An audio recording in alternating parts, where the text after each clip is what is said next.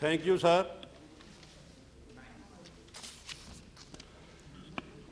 Sir, मैं बड़े दुख के साथ आज इस हाउस में ये बात आपके माध्यम से ऑनरेबल मेंबर्स के सामने लाना चाहता हूं कि आज से 25 साल पहले भारत की इसी राजधानी दिल्ली में जो सिखों के साथ जुल्म हुआ, और उसकी कमाल ये है कि ये दिन दिहाड़े हुआ। 3 दिन पर या तो नादर शाह के टाइम दिल्ली में कत्लेआम था, या फिर ये 84 में दोबारा दोहराया गया। नादर शाह को लोग आज भी याद करते हैं, लेकिन क्या बात है कि जब कहीं जुल्म होता है और जब ये, और ख़ास पर जब ये एक मिनॉरिटी कम्युनिटी के सामने होता है, तो हम भूल जाते हैं और इसके लिए कोई ऐसे बहाने निकालते हैं। क्योंकि जब हम कहीं बोलते हैं तो बीच में टोका जाता है कि उस रजीम में क्यों नहीं हुआ, आपने वहाँ क्यों नहीं किया, आपके ये जिम्मेवार थे। सर, मैं तो इस कचहरी में ये इसलिए खड़ा हूँ कि सिखों ने इस देश के लिए क्या नहीं किया। गुरु नानक देव जी ने इस हमारी स्थापना की, गुरु गोविंद सिंह जी ने हमें यह शक्ल दिया, और तमाम हमारा इतिहास कभी भी जब भी कोई काम हुआ हम मजलूम के साथ खड़े। हमने कभी धर्म की लड़ाई लड़ी, कभी हमने एंटी मुस्लिम नहीं लड़ी, कभी हमने एंटी हिंदू या प्रो हिंदू नहीं, हम तो जुल्म के खिलाफ लड़े। सारे इतिहास में आप कहीं बताइए कभी भी हिंदुस्तान पे कुछ हुआ तो सिखों ने क्या नहीं किया। जब हमले होते थे हमारे देश पे, कहां से आते थे? वो सारे पंजाब के रास्ते आते थे। तो उन हमलावरों के सामने कौन खड़ा होता था? हम देश को बचाने के लिए हम अपना खून देते थे। और किसी वक्त भी आप कहीं देखिए, एक एक दिन में 35-35 हजार सिख अब्दाली के हमलों में कत्ल किए गए। उनको हम घलूगरा कहते हैं, होलोकास्ट। ऐसे ऐसे वाकया है कि एक दिन ये ऐलान हुआ इंडिया में कि आज से सिख खत्म है, हिंदुस्तान में सिखों को खत्म कर दिया गया। लेकिन क्या हुआ कि उसी 1 महीने के बाद सिख वहां से उठे, चाहे हम राजस्थान में गए, चाहे हिमाचल के जंगलों में गए। लेकिन जब भी जरूरत पड़ी, चाहे सिखों ने गुरीला वार लड़ी, हमारी लेडीज ने कुर्बानियां की। लाहौर जाके अब भी देखो म्यूजियम में क्या क्या हमारी शहादत की दास्तान लिखी है। लेकिन वो छोड़ो, जब देश की आज़ादी आई, आप सबको पता है कि पंजाब हिंदुस्तान से 100 साल के बाद गुलाम हुआ अंग्रेज में। हमारा मुल्क पंजाब आज़ाद रहा 1849 तक, जबकि बाकी देश सारा अंग्रेज के कब्जे में था। 1849 में अंग्रेज पंजाब में आया, लेकिन सबसे पहले जंग आज़ादी हमने शुरू की। सबसे पहले पंजाब में ही ये शुरू हुआ। और यहाँ ही नहीं, जो पंजाबी कनेडा में गए वहाँ वो बबर अकाली के नाम पर आके उन्होंने जहाद किया, और करीबन 25 बबर अकाली फांसी पे चढ़े। कोई ऐसी मूवमेंट नहीं जिसमें हम आगे नहीं आए। मैं एक मिसाल देता हूँ, 1941 में खान बादशाह ने एक पेशावर में मुजाहरा किया, गोली चली, उसको आज भी उस चौक का नाम खूनी चौक है। सारा देश डर गया।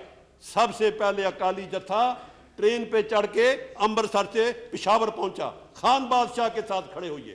कोई शहीद भगत सिंह कहां से उठा, जलियांवाला बाग का साका। आप हमें एक मिसाल दीजिए जहां हमने देश के लिए ना किया हो। उसके बाद जब देश आज़ाद हुआ, हमें ये ऑफर मिली कि आप 6 स्टेट बनाइए। हमें ये ऑफर मिली जिन्ना की तरफ से, सब रिकॉर्डेड है, कि आपको फुल हक होगा, हम पाकिस्तान के साथ ज्वाइन करो, आपको ऑटोनॉमी मिलेगी, आपको रिजर्वेशन मिलेगी। जिन्ना की ऑफर रिकॉर्डेड है, सारी किताबें छप चुकी हैं। लेकिन हमारे लीडर मास्तारा सिंह ने ऐलान किया, हम कुछ हो जाए हम हिंदुस्तान जाएंगे। हम पाकिस्तान छोड़ा, ननकाना साहब गुरु नानक की बर्थ प्लेस छोड़ी, आपके साथ आए। लेकिन आपने हमें दिया क्या? जब कॉन्स्टिट्यूशन बना, हमारे मेंबरों ने साइन नहीं किया। आपको रिकॉर्ड सार, हुक्म सिंह स्पीकर बने, कॉन्स्टिट्यूशन पे साइन नहीं किया। हमने प्रोटेस्ट किया कि कॉन्स्टिट्यूशन में जो राइट्स पंडित जवाहरलाल नेहरू ने हमें देने का वायदा किया वो इसमें नहीं डाले गए। ये रिकॉर्डेड है, जो मैं कह रहा हूं गलत हो मैं उसके लिए माफी मांगने को तैयार हूंगा और करेक्ट करूंगा। उसके बाद क्या हुआ, देश में सारा इंडिया लिंग्विस्टिक बेसिस पे रीऑर्गेनाइज हुआ, लेकिन पंजाब नहीं हुआ। पंजाबी सुबह मूवमेंट चली, उसमें सैकड़ों लोग शहीद हुए, 1 लाख लोग जेल में गए, सारा इंडिया रीऑर्गेनाइज, पंजाब नहीं।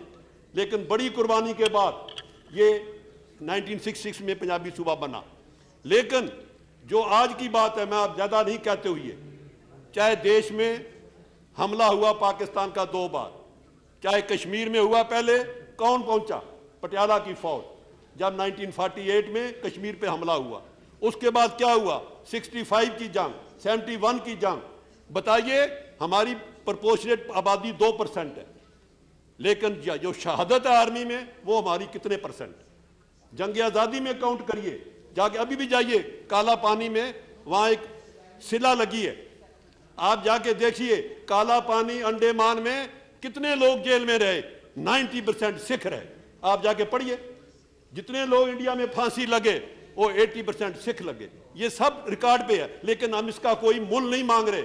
We are not asking for anything, just we are showing we have been patriot, we have been living for this, helping. लेकिन हमारे साथ क्या हुआ? आज से 25 साल पहले दुनिया के इतिहास में ऐसी बात नहीं हुई कि किसी धर्म के जो सबसे बड़ा स्थान हो वो उसी धर्म में उस जहां रहता हो उसकी सरकार उसको गिराने के लिए अपनी आर्मी भेजे।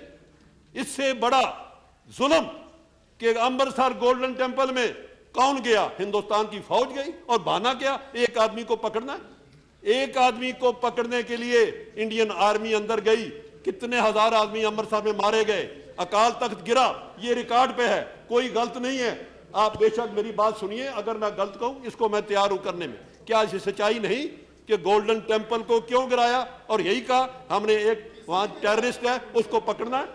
मैं उसके है जी, बोलिए बोलिए बोलिए। हमारे आप बैठिए ना, आप बैठिए। हमारे लिए गोल्डन टेंपल कॉम्प्लेक्स में अकाल तख्त उतना ही इंपॉर्टेंट है जितना गोल्डन टेंपल दरबार साहब है। अकाल तख्त को आपने ऐसे गिराया जैसे कोई इलीगल बिल्डिंग दिल्ली शहर में गिरानी हो। और उसमें कितने लोग मरे, यात्रु मरे। जो हमारा सरोवर था जिसमें लोग, जिसको आबे हयात कहते हैं, वो खून से भरा, वो सारे लोगों ने दुनिया भर में देखा। और वो ही नहीं, आपने कर्फ्यू लगाया पंजाब में, और उसको अपने वुड रोज, पहले वो ब्लू स्टार, ये वुड रोज, और वुड रोज में आपने कितने हजार सिख नौजवान मारे। मैंने एक बार इसी हाउस में कहा था, पंजाब में ऐसे गांव हैं जहां पिछले 20 साल में कोई शादी नहीं हुई क्योंकि नौजवान सारे मार दिए गए, वहां तो शादी की बारात नहीं आई। ऐसा जुल्म उस वक्त हुआ, लेकिन वो मैं आज छोड़ता हूं, क्योंकि आज का इशू क्या है कि उसके बाद आपने दिल्ली में क्या किया।